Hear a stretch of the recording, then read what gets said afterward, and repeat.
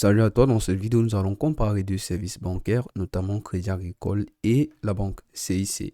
Alors, avant de commencer à comparer, nous allons commencer d'abord par une introduction en présentant brièvement ces deux banques.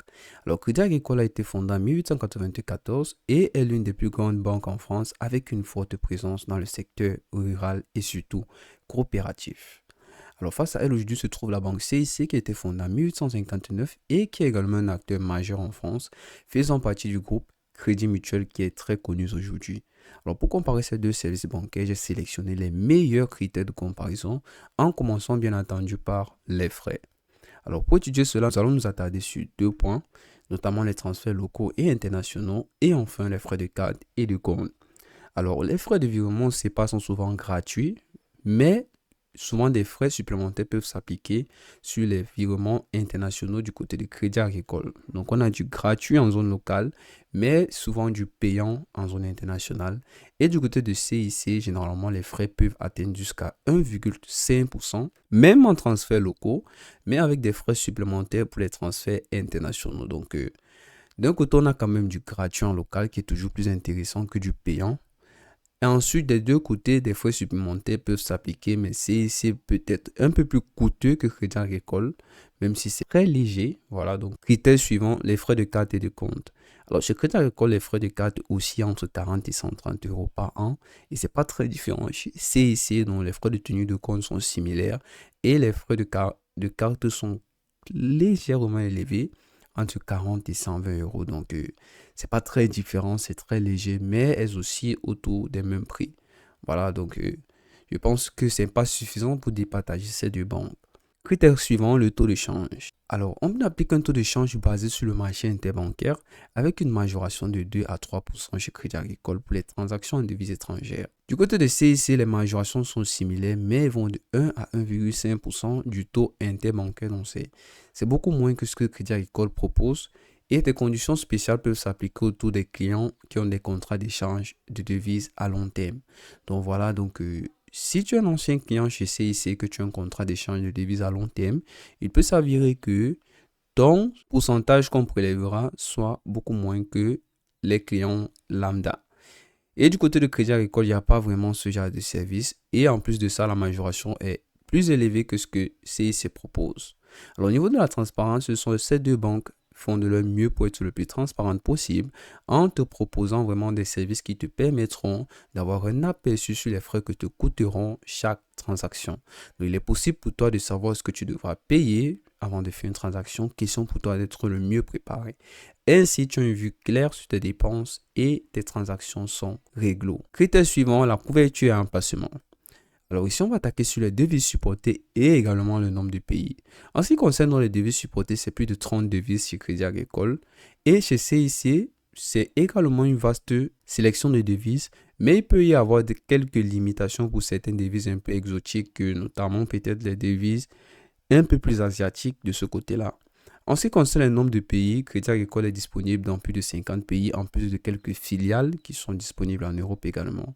Chez CIC, elle est présente dans 30 pays, donc c'est un peu moins que ce que Crédit Agricole propose. Il s'avère que Crédit Agricole est plus adapté pour les personnes qui se déplacent couramment, parce que même au niveau des devises, Crédit Agricole propose beaucoup plus que ce que CIC propose. Donc on va chuter aux critères suivant la vitesse de transfert. On va attaquer cela sur deux plans, les transferts domestiques et les transferts internationaux.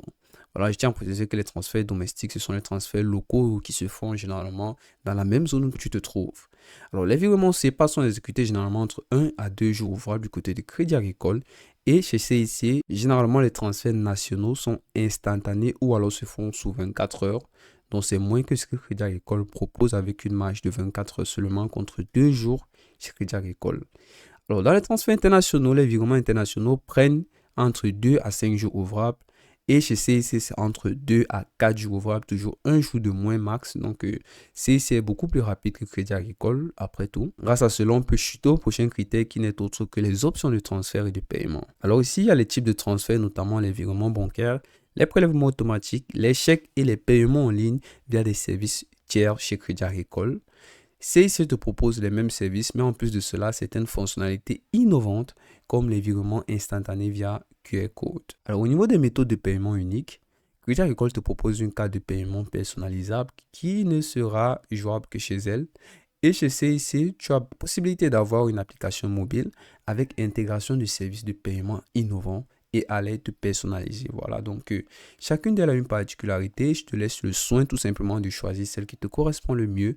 Mais en ce qui concerne la méthode de paiement, chacune de ces deux banques te propose plusieurs services. Avant-dernier critère, la facilité d'utilisation, l'accessibilité et la sécurité. Alors, au niveau de Crédit Agricole, tu as une application mobile qui est complète et qui est jugée parfois très lente. Donc, c'est un déficit vraiment à revoir de ce côté-là.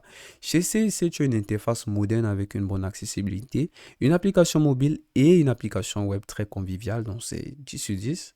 Alors, les deux banques utilisent les mêmes mesures de sécurité, très robustes, une authentification à deux facteurs, des notifications en temps réel afin que tu saches tout ce qui se passe sur ton compte à tout moment et enfin une garantie de protection contre la fraude. Voilà, on termine par les avis des utilisateurs et la réputation de ces deux banques. Alors, Trustpilot est connu pour être l'une des plateformes plus véridiques en ce qui concerne la notation des autres plateformes et des applications.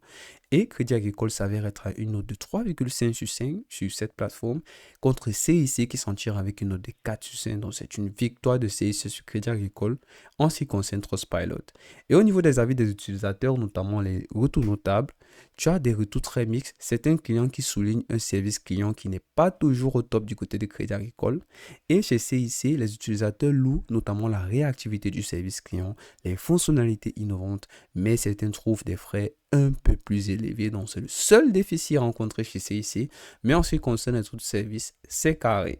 Je vais terminer en disant que Crédit Agricole est plus idéal pour ceux qui recherchent une banque avec une large couverture internationale et des offres variées. Par contre, CIC est une excellente option pour ceux qui privilégient une bonne expérience client, des fonctionnalités innovantes avec des frais légèrement plus compétitifs. Voilà, c'est tout pour cette vidéo. À la prochaine!